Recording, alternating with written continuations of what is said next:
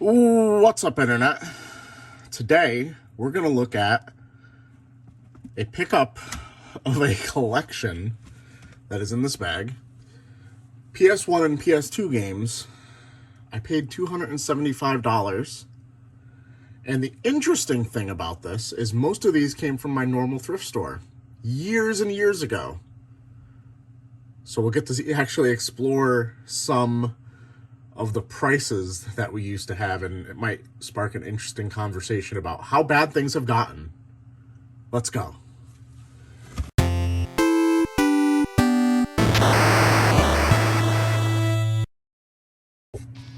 All right, I have no idea what my phone just did. Siri, oh fuck, stop saying the word. Anyway, all of a sudden, the phone Alexa similar thing started going off and wanted to answer my questions that I wasn't asking. Anyway, let's just dive into this. We're going to go with PS1 first just because it's all on top. Starting off with a banger, Ape Escape. Whoa, complete, greatest hits. Have not checked the condition on all these yet, but might have to resurface some because if they did come from my thrift store, well, let's just say you don't find the best condition stuff there all the time. Next up, we have Tomb Raider, The Last Revelation, and this is the old sticker they used to use. So this was $2. And I don't know if the numbers mean the date. I don't think it does. It doesn't make sense. 2221010. So I don't know what date that would come out to be. Next up, we have Blast Radius. Also $2 that they had back in the day. Signosis title. Company I used to collect a lot for, from the company that brought you Colony Wars.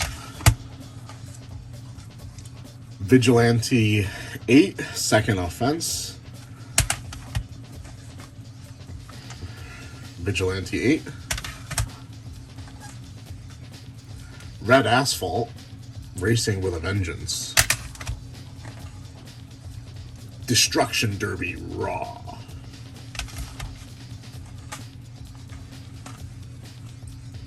Namco Museum Volume 3, 99 cents. Imagine paying 99 cents for anything in a thrift store today. It's unlikely. Very unlikely. Mech Warrior 2, 99 cents.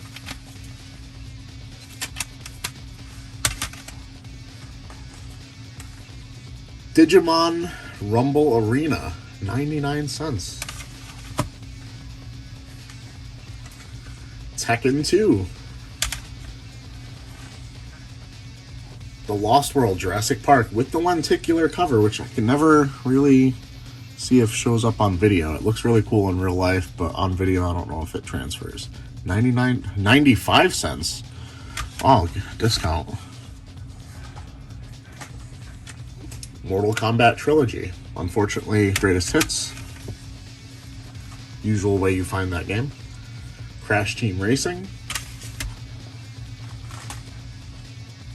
Tomb Raider, also greatest hits, 99 cents. Crazy. SpongeBob SquarePants Super Sponge, 99 cents. Wild. What do we got here? F1 Racing Championship, 95 cents. Now, the reason I say this is I don't know if I've even shown a video game from my thrift store lately in a video, because for one, their prices have gone so high that it's difficult to find anything there that makes sense purchasing. I think their baseline right now is $8 if it's a title they've heard of.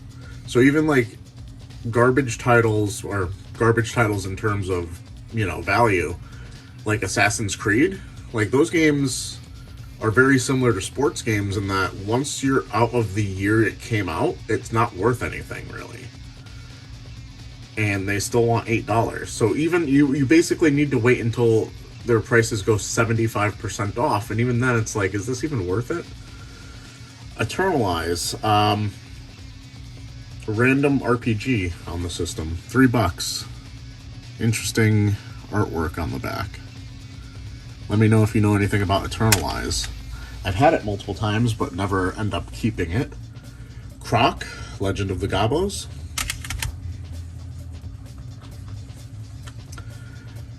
Dead or Alive, probably one of my favorite fighting games on the PlayStation 1. Unfortunately, it looks like there's a scratch on, I don't even know what to call that, this inner spine. I'm not sure if I have this for my collection. And honestly, I'm not sure if I would keep the PS1 version, and I believe it also came out on Dreamcast. I probably would keep that version instead. Actually, I don't even know, because I don't really have a Dreamcast collection anymore. Anyway, Oddworld, Abe's Odyssey. Always a game I assume would be worth more, but just really isn't. Black Label, Tomb Raider, the original. You can tell that the guy that I got these from, big shout out to Travis, guy I see all the time at my thrift store, and we kind of buy in different niches. We're both into video games, but he doesn't really do reselling for them like I do, so he just kind of was picking these up whenever he'd see them, and he built up this collection over the years, and he hooked me up with a great deal. So big shout out. Bomberman Party Edition. And, oh, not the last PS1 game, I got another stack here. Legacy of Kain Soul Reaver, which I believe has been announced as getting a remake sometime soon. $5 for the original Twisted Metal in the jewel case. Always an awesome deal for that. Twisted Metal 3. And of course I pulled these out in the wrong order. Twisted Metal 4. And the best one, but not with this Greatest Hits label, Twisted Metal 2. And actually this is a Twisted Metal 1 disc in there, so let's see. Did they just put the wrong disc? No, we got two Twisted Metal 1s.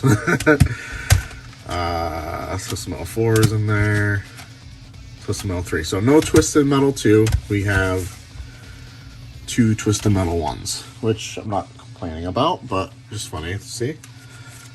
Gex, the original, and one of my favorite PS1 games, Tekken 3. Absolutely a banger. Now, on to the PS2 games. I feel like the quality dips in terms of game quality a little bit on the PS2, maybe just because it's PS2, and I'm more of a PS1 guy. We got Bully, amazing game, much better on the 360. Ty, the Tasmanian Tiger 3, Night of the Quincan.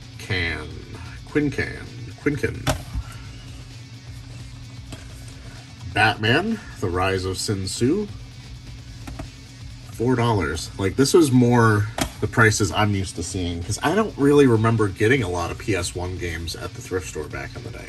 This must have been a recent pickup, because this is the new sticker. Yu-Gi-Oh! Duelist of the Rose. No card. They usually originally came with a card, but obviously those are lost to time in 99% of them. Devil May Cry 2 with the bonus disc. Time Splitters, missing the manual.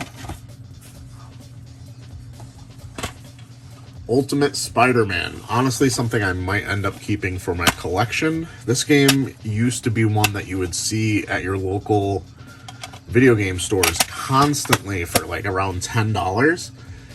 And over the years, it's just crept up. So it's probably like 30 plus at this point, at least on the PS2. I'm pretty sure the GameCube one's a lot more expensive. Harvest Moon, Save the Homeland, games that I always kind of wanted to get into, but I'm not into the cozy game, really. Final Fantasy 12, Greatest Hits.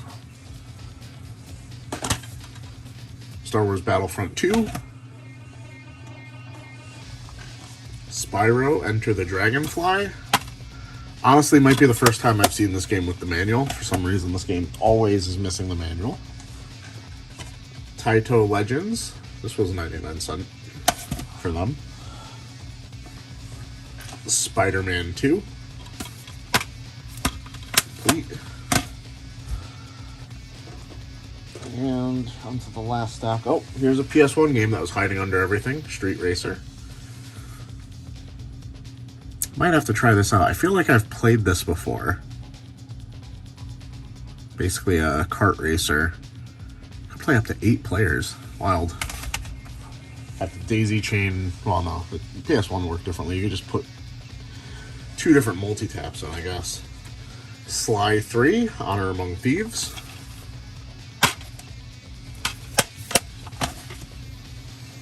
One of the unfortunate things that I'm gonna have to do in the cleanup process on these is I'm gonna have to look at all the discs, because this thrift store loves to write the price on the disc also in Sharpie.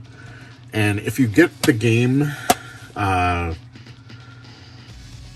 then immediately clean it up, like get the stickers off and get the Sharpie off, it's a lot easier than when you've waited multiple years, which is the case on this. I feel like this one might be worth something. Yu-Gi-Oh! Capsule Monster Coliseum. I feel like I've never actually seen this cover before, so that's kind of interesting. Ooh. Monster House. It's probably the least interesting game in the bundle here. These guys fighting monsters with super soakers. What's going on?